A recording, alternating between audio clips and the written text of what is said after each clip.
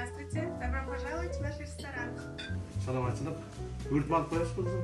Что желаете? Ağa 5 parmak. Urut, jarımdan kara çay verip koyasız. Извините, вы знаете, куда вы пришли? Это ресторан. Если хотите отведать национальное блюдо, то можете идти в национальную кухню. Kızım, ben Urusça düşünbeytenem.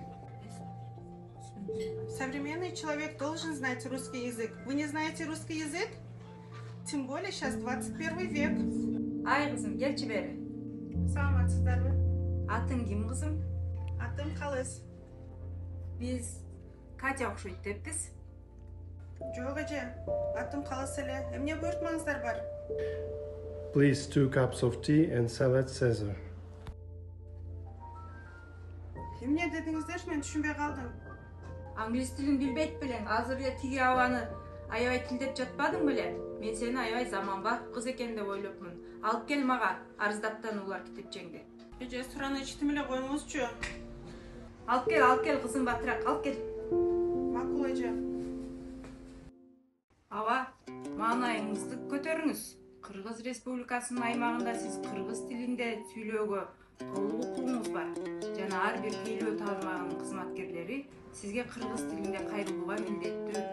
Бирок чет тилдерин билип коюуда артыкчылык кылбас.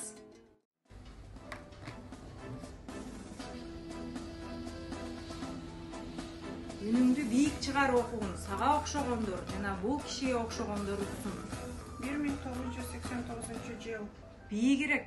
1989 жыл, 23 сентябрь. Кыргыз тилине мамлекеттик тил макамы берилген күн. Кыргыз Республикасында кыргыз тили мамлекеттик тил. Ага, кечирип коюңуз. Кечирим сурайм сизден.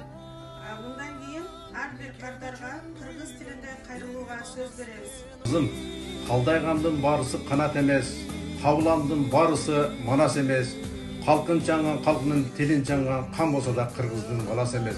Daima kızım, kırgızın, salkın, markın tilin saktap yürgüle.